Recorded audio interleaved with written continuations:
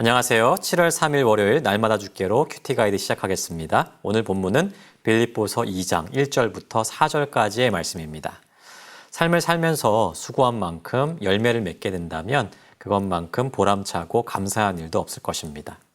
따라서 인생의 열매를 맺고 싶은 것은 모든 사람들이 품고 있는 공통적인 소망일 것이라고 생각합니다. 이는 우리 그리스도인들에게도 마찬가지죠.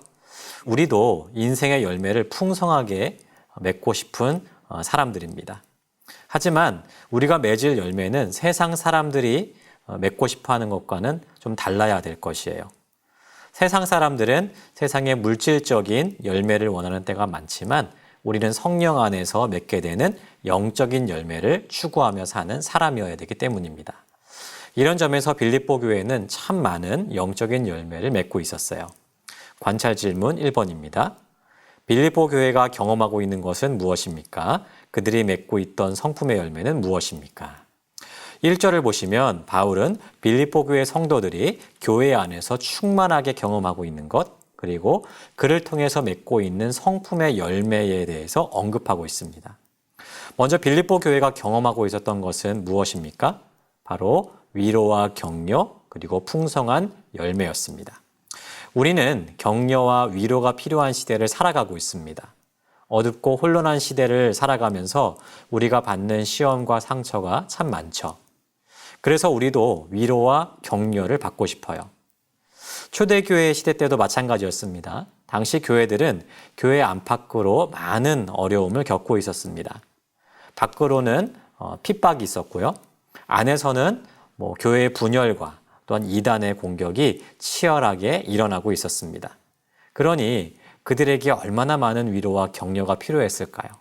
그런데 빌립보 교회 안에는 이러한 위로와 격려가 풍성하게 일어났다는 것입니다. 이러한 위로와 격려가 가능하게 할 수 있었던 통로가 무엇일까요? 바로 교제죠. 공동체 안에서 활발한 교제가 일어날 때 서로 위로하고 격려하는 일들이 가능하게 되는 것입니다.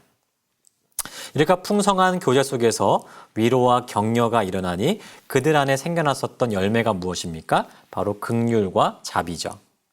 긍휼은 다른 사람의 필요나 또 감정을 잘 파악해서 그들을 돌볼 수 있는 그러한 성품을 말합니다.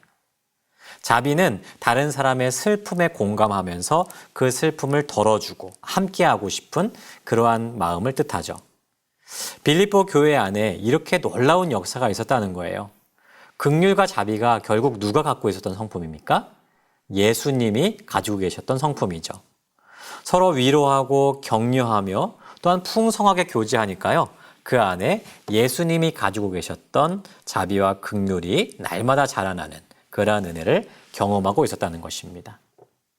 하지만 빌립보 교회에는 이렇게 좋은 일만 있었던 것은 아니었던 것 같아요. 관찰 질문 2번입니다. 바울이 품기를 원하는 마음은 무엇입니까? 2절을 보시면 바울이 갑자기 어조를 바꿉니다. 그러면서 한 가지 조언을 하기 시작하죠. 이 조언을 한마디로 정리하면요. 한 마음을 품으라는 것입니다. 이상하죠? 이렇게 풍성한 성령의 열매를 맺고 있었던 빌립보 교회 성도들에게 갑자기 한 마음을 품어라 라고 권면하고 있다니 왜 이러한 권면을 하고 있는 것일까요? 빌립보 교회 안에는 분열의 문제가 있었기 때문입니다. 교회 안에 몇몇 사람들이 두 파로 나뉘어져서 서로 다투는 그러한 문제가 있었던 것이죠. 바울은 이러한 문제를 해결하고자 그들에게 한 마음을 품어라 라고 권면하고 있는 것입니다. 그렇다면 그들이 한 마음을 품기 위해서 버려야 되는 마음이 무엇입니까? 관찰 질문 3번입니다. 바울이 빌립보 교회에 권면하는 것은 무엇입니까?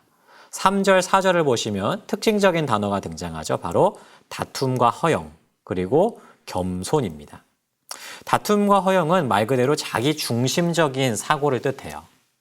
다툼은요, 자신의 이익만을 꾀하는 이기적인 마음을 뜻합니다. 허영은 자신을 사랑하는 마음이에요. 나를 굉장히 높게 평가해서 정말 다른 사람들에게 나를 인정받으려고 하는 욕구, 그것을 바로 허영이다라고 이야기를 합니다. 다툼과 허영, 이 두 마음이 가지고 있는 공통점은요. 다른 사람들을 생각하지 않고 오히려 나의 이익을 추구하고 또한 내가 인정받으려고 하는 자기 중심적인 마음이라는 거죠. 이렇게 자기만 생각하고 다른 이들을 생각하지 않으니까 공동체가 분열되고 또한 서로 다투는 결과를 낳게 되는 것입니다. 그래서 바울이 그들에게 갖도록 하는 마음이 무엇이죠? 바로 겸손입니다. 여러분, 겸손이 무엇입니까? 우리는 겸손에 대해서 오해를 참 많이 합니다. 자신을 아주 낮추는 그러한 겸양적인 태도를 겸손이라고 생각하는 거죠. 하지만 이것은 반만 맞는 것입니다. 성경에서 말하는 겸손은요, 나를 낮출 뿐만 아니라 다른 사람들을 높이는 것을 뜻해요. 그래서 3절에서도 바울이 각각 자기보다 남을 낮게 여겨라, 그렇게 말하고 있는 것입니다. 이는 우리 예수님이 보여주신 모범이죠. 예수님은 종으로 오셔서 우리를 섬겨주셨습니다. 자신을 낮추실 뿐만 아니라 우리를 섬겨주신 그 예수님의 모범을 생각하면요, 우리도 나 한 사람만을 위한 삶을 살 수가 없어요.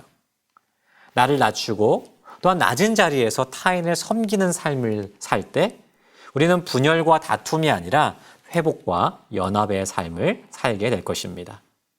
정리해 보겠습니다.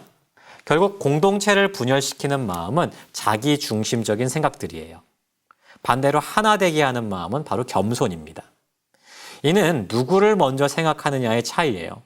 나를 먼저 생각하느냐 혹은 다른 사람들을 먼저 생각하느냐. 우리 주님은 나를 먼저 생각하기보다 다른 사람을 먼저 생각하라 라고 말씀하십니다. 우리가 주님으로부터 그러한 사랑을 받지 않았습니까? 그렇기 때문에 이제는 우리도 받은 그 사랑을 베풀면서 살아가야 되는 것이죠. 여러분, 우리는 어떤 사람들입니까? 나를 먼저 생각하는 이기적인 사람입니까? 아니면 다른 사람을 먼저 생각하는 예수님의 마음을 품은 사람들입니까? 오늘 이 말씀을 통해서 다툼과 허영을 다 버리고 오직 겸손으로 살아가는 우리 모두가 되기를 주님의 이름으로 축복합니다.